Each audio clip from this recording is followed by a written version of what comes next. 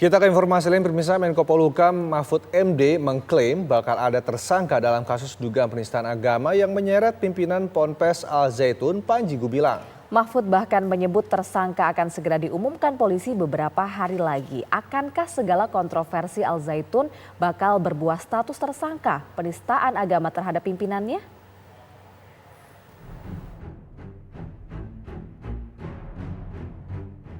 Kontroversi Panji Gumilang dan pondok pesantren yang dipimpinnya Al Zaitun terus menyita perhatian publik. Usai pemanggilan Panji Gumilang oleh Bareskrim Polri sebagai saksi terlapor atas kasus dugaan penistaan agama pekan lalu, berkas perkara Panji akhirnya naik ke penyidikan. Terbaru, Menko Polhukam Mahfud MD menyebut bakal segera ada tersangka dalam kasus tersebut. Sekarang kan sudah dalam proses penyidikan, dan karena penyidikannya ke yang dia lakukan, kalau nanti sebentar lagi ada tersangka, ya mestinya paling tidak dia, kalau masih ada lagi entah siapa, nanti kan di atas hasil gelar perkara sudah naik ke penyidikan, pasti itu tinggal menentukan tersangkanya, ya tunggu aja beberapa hari lagi ke depan. Pak, bagaimana yang penting itu harus ditindak secara hukum. Masyarakat tidak boleh main hakim sendiri dan percayakan ke aparat, karena aparat itu punya tim ahli juga. Polisi sebelumnya telah memeriksa sejumlah saksi dan ahli dalam kasus dugaan penistaan agama yang menyeret nama Panji Gumilang.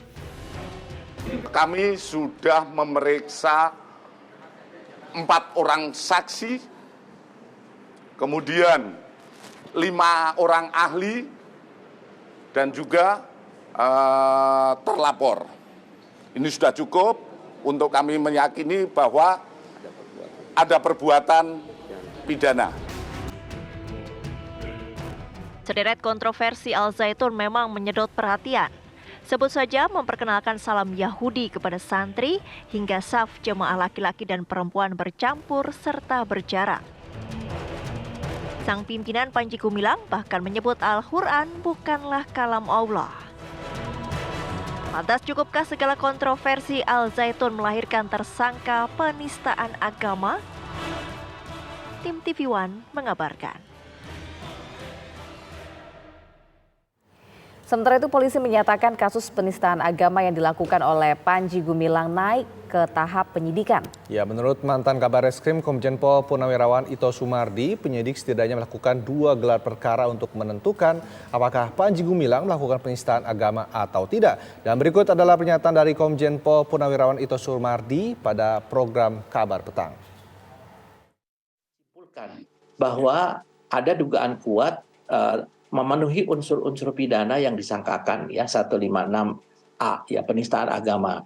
Nah kemudian setelah itu penyidik sudah memiliki keyakinan bahwa ini akan ditingkatkan menjadi proses penyidikan, sehingga nanti dalam proses penyidikan itu sudah sifatnya adalah pro justisia, atau itu yang sudah digunakan untuk terus sampai dengan proses peradilan. Nah di situ pemeriksaan terhadap saksi ahli maupun pihak yang terlibat, baik tersangka atau yang turut serta ataupun yang membantu, ya.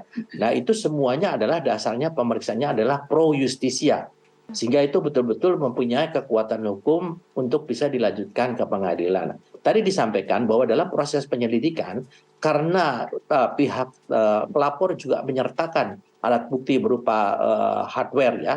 Adanya pidato-pidato ataupun ucapan-ucapan yang disampaikan melalui media elektronik, maka kemudian penyidik juga menyimpulkan bahwa terjadi juga pelanggaran pidana sebagaimana diatur dalam Undang-Undang ITE, ya, Undang-Undang ITE. Bahkan yang tadi disampaikan bahwa ada penerapan pasal 146, yaitu membuat keonaran, ya, kepada masyarakat yang ancaman hukumannya maksimal 10 tahun, itu pun juga disertakan dalam gelar perkara tambahan. Jadi ada 2 gelar yang sudah dilakukan oleh penyidik.